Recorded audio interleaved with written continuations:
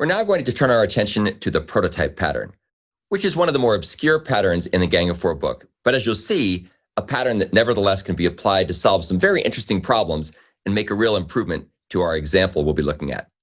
As usual, we'll start by describing how to motivate the need for the prototype pattern in the context of our expression tree processing app, where we use it to implement STL-based incrementation iterator semantics, in particular the post-increment operations. So the purpose of using this pattern is to be able to ensure the proper semantics for post-increment operations for our STL-based expression tree iterator objects.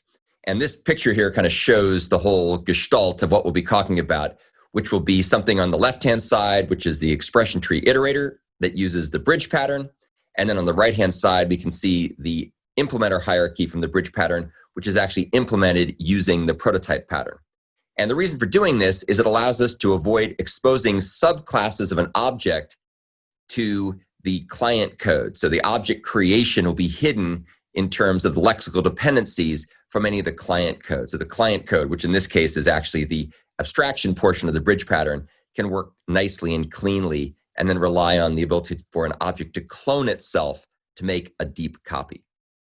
So why do we need this in the first place? Well, it turns out that if you want to ensure the proper semantics of post-increment operations when you're implementing STL-based iterators, you need to differentiate the semantics between ++, which is the pre-increment version, and ++, which is the post-increment version. In particular, pre-increment has the semantics of incrementing the iterator by 1, advancing it, and then returning the advanced operation, the advanced iterator. Conversely, post-increment works by making a copy of the existing iterator, incrementing it by 1, and then returning the original copy. So the semantics are quite different. And it turns out it's surprisingly tricky to implement this in the context we're doing here in our expression tree processing app. Now, the pre-increment version is really simple because all you have to do is simply increment the value, however you need to do that. I'm leaving that as an exercise, which we'll talk about in the right implementation section later, and then simply return *this by reference. So you're getting an iterator by reference back. So that kind of does the incrementation in place. Conversely, the post-increment semantics are more complicated since they need to return a copy of the iterator before its value is incremented. So if you take a look at the code here, you can see we somehow have to make a copy of the object that we're working on. Then we have to increment the iterator that we've got, and then we return the copy before the incrementation took place. And that turns out to be a bit trickier. And this is particularly tricky in the context of our expression tree processing app because we're going to use the bridge pattern in order to decouple the interface of the iteration from the implementation strategies. If you recall, if you go back and watch the strategy pattern discussion, you'll see that we end up with different strategies for pre-order iterators, post-order iterators, in-order iterators, level-order iterators, and so on and so forth. And so we have to be able to account for those things in a clean way without hard coding those dependencies into the source code.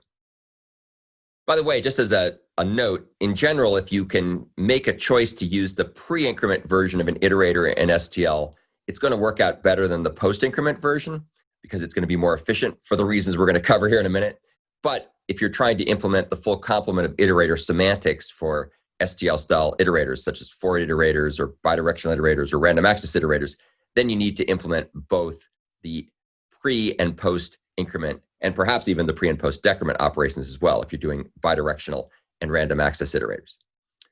So what's our solution? Well, of course, we're going to use patterns. And in this case, we're going to combine the prototype pattern with the bridge pattern to encapsulate the variability of the different pieces in the puzzle here. And also, of course, as always, when we use bridge, it helps to simplify memory management because reference counting kind of comes along for the ride. So as you can see here, what we're going to do is we're going to have the expression tree iterator be the abstraction portion of the bridge pattern, and it's going to have an impl ref counter object as its primary field or data member. And that's going to then go ahead and point to the appropriate subclass or derived class from iterator impl. And so when the expression tree iterator needs to implement the post increment operation for, say, ++ or --- as what is also the case, What it needs to do is it needs to go to the implementation. It says, hey, implementation, please clone yourself. Please make a copy of yourself. And of course, each of these implementation strategies will have been carefully set up with the factory method and strategy pattern in order to either be a pre-order iterator impl or a post-order iterator impl or an in-order iterator impl and so on and so forth.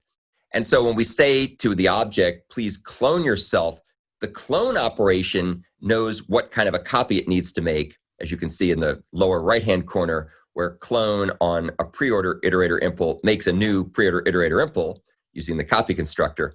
But this information is actually not disclosed to the client, which is the abstraction class from the bridge pattern that says, hey, impl, please clone yourself. So that's how it gets the copy back.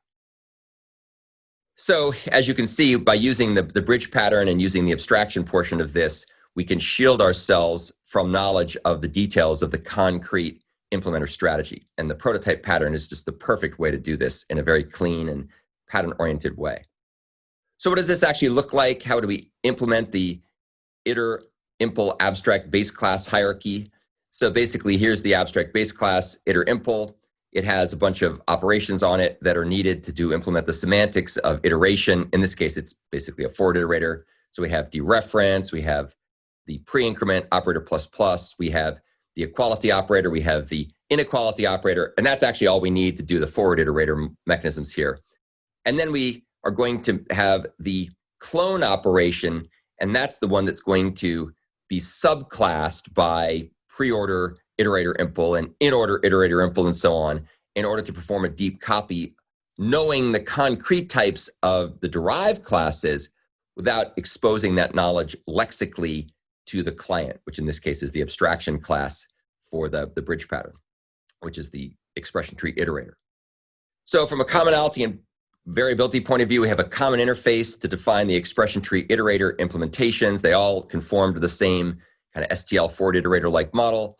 And from a variability point of view, each subclass, each derived class from iterator impl will go ahead and override the clone method to do its thing. So it will work properly when used in conjunction with the expression tree iterator's post-increment operation ++.